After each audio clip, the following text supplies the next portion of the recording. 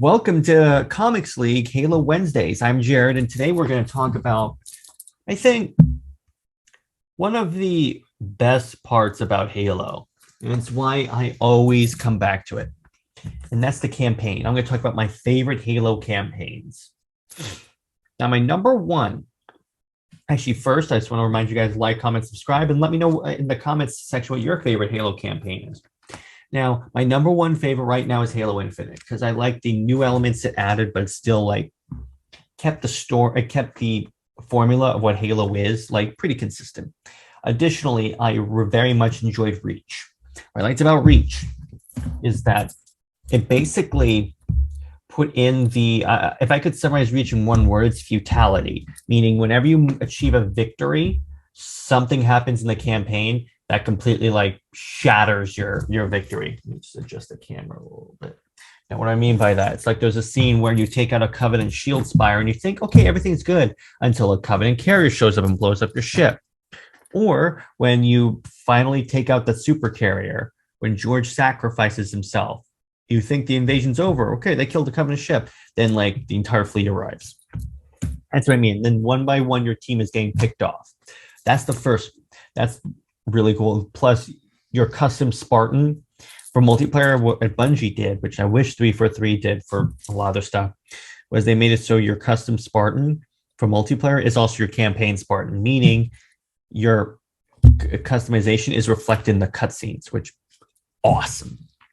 And you actually talked and everything, so it was pretty cool. Then my next favorite Halo campaign is Halo 2, because at that point, going up from Halo 1 to Halo 2, Halo 1, the Covenant was a sort of, they were kind of a faceless enemy in that they were just enemies you fought. But Halo 2, the first cutscene, literally the first moment, is not even looking at Master Chief, it's looking at the Arbiter. Now, who's the Arbiter? The Arbiter was a Sangheili commander, an elite commander, who was responsible for the Covenant campaign in Halo 1. He failed when we blew up the ring, spoiler alert. So he's put on trial, and then he's literally branded with the mark of shame. And then they tell him, okay, you know what? You can still serve us, but as the Arbiter, we'll send you on suicide mission. So you'll die, but you'll still be able to serve the Covenant. So he does that. So in other words, it gave you that peek behind the curtain of what the Covenant's like. Because even in the books at that point, it wasn't really that I don't want to say widespread, but it wasn't that explored. Then we get to my next favorite Halo campaign, Halo 3. Because Halo 3, I think, really set the bar high for epic storytelling. You still had characters die, so that gave you stakes. And this was the first one at the time when you're playing co-op, the other player controls a different character, because before it was just Chief clones, which is basically four of those running around. But in this game, you played as the Master Chief as player 1, then players 2, 3, and 4 are 3 elites, each with their own lore and everything. So I really enjoyed that. And player 2 was the Arbiter, player 3 was USA Taham, and I forget who the other one was. But my point is that they gave each player unique characters. Then they had this variety of environments, from a desert to a jungle to a snow area. There was lots of different variety environments. There was Forerunner structures, human structures, because you were on Earth for, say, about very less than half of the game. So there's that. And then another thing I very much enjoyed about 3 was the weapon selection, because you had ARs, BRs. You had a variety. You also had vehicles that I very much enjoyed, like the Hornet. The Warthog made its return. And really the action, and they also had these old terminals that would give you lore from the Forerunner perspective. Now, the Forerunners built the Halo rings and everything. So they gave you what was going on around this time with the Forerunners. So you get that side of the story. So they really threw you into the story. Then it's Halo 1. Halo 1 was so innovative at the time. Well, first off, it was the game that said, no, you can make a good console game. That's the first thing. Second thing is that when you get to Halo 1, that's where the solid foundation is set for what would be an epic franchise, because you got they introduced you briefly to the Covenant, and the only lore that you would have to understand in order to understand like one line from the book from the game is the preceding companion novel Fall of Reach. That's it, because all they say is that from tracking us all the way from Reach, that's it. That's all you have. That's the one reference to outside lore, which it's fantastic game. The multiplayer is solid, obviously. And honestly, it's aged pretty well. I still play it occasionally with my buddies. It's just one of the best gaming experiences I have ever had. And my next favorite Halo campaign, now I've done the Bungie ones. Now I'm going to get to the RTS ones. Halo Wars is pretty dope because I like the whole idea about now they're pulling the camera back and you're an RTS or general leading troops. And this was like 5 years after the Covenant's first contact with humans. So it's still early. You're still being introduced to all these different concepts. You're being introduced to the Flood. And the Flood was the beings that the Halo rings were meant to fight against. Then you also get what I very much enjoyed was the ability that there was this one part in the game where they give you 9 Spartans and they're like, okay, go to work. And I'm like, yes.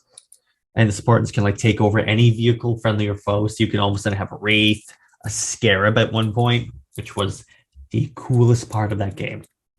Then Halo Wars 2 added the Banished, and it's taking place 25 years after 1, because 1 was in 2531. The ship was stranded in space and drifted, so the crew went into cryosleep for 25 years. Okay. And introduced the Banished. It kind of teased into Halo 5. Now we're going to get to, that's really all I'm going to say about the RTS trilogy. Now I'm going to get to the Forerunner trilogy. Halo 4. Halo 4 was, the campaign was actually emotional, which I liked, but besides that, I always kind of wasn't the best. I didn't like the sun art style change, which they gave us reasons, but here's the problem with 4 and 5, and to a certain degree, Infinite. You have to understand the lore first. In other words, you can't show up as like a random, as like a first-time Halo player and really understand what's going on. Like you don't know necessarily. Also, here's a good indication. In Halo 4, the cutscene starts, the first cutscene shows Spartans fighting elites in like the beginning of the war. And they're in the new art style armor without any explanation, even though at that point they'd be having Mark 5 armor, not Mark 5, not Mark 6. And they're like, it's really weird. And it's really, sometimes I think they didn't really think that through. So, but for the most part, it was fun. I enjoyed fighting Prometheans, even if the knights were really cheap. And I enjoyed a lot of the new Promethean weapons. It was kind of a disappointment when they didn't bring in like a UNSC air vehicle until they had to add it in. That was the Wasp. Wasp is very underwhelming. I really wish they'd just bring back the Falcon. And the biome selection was actually pretty varied, so I like that. And then they had the story about Cortana dying. Then Halo 5 starts, and it had a very misleading marketing campaign. That's the first ding on the campaign. They made it seem like it's going to be Chief versus Locke. That's for one cutscene. The rest of it is just Cortana going full Terminator. Yes, she came back to life suddenly. Somehow, Cortana returned. And she goes full Terminator, which is like really like the biggest trope ever in AI stories. But I did like, for the most part, the squad-based combat. You got to see Blue Team for the first time. But once again, if you're not a fan of the external media, you're not going to know why Chief, supposedly the last Spartan, has other Spartans. So that's a little issue, is that you had to read stuff in order to really understand Halo 5. And you're only playing as Chief for 3 of the 15 missions. And I'm like, what? Who thought that was a good idea? And all right, that's really all I'm going to say about 5. I did enjoy it. It was fun. It's nice when you're playing as the different squad members. Even their HUDs look different. They start with different weapons, different abilities. So it wasn't all bad. You had nice characters, but it was like a lot of characters coming at once. Needless to say, there were problems with Halo 5. Now, the reason why I like Halo Infinite so much is that it's a return to form. We're playing as the Master Chief the entire game. That's the first thing. To a certain degree, the marketing may have been a little iffy, but that's just 343. The weapon variety is actually pretty decent. I like the open world quality because I'm still just in 343 actually populated the world with so much content that I'm still discovering stuff that I didn't know was there before. Like I recently discovered this giant cave, and it's very cool because you get to see all these collectibles, get all this lore through the external media, not external media, the data pads and terminals. I like the storyline because it's basically what I interpreted it as is 343 saying, I'm sorry for all this change and everything. We thought we could do it alone, and then it turns out no, we're a community. That's why I took Cortana's little speech, Cortana's little pre-death speech in Infinite, which I liked it a lot. I like how it humanized the chief without having him take his helmet off. The suit looks fantastic. I mean, obviously it does have the Captain America shield, but look at that.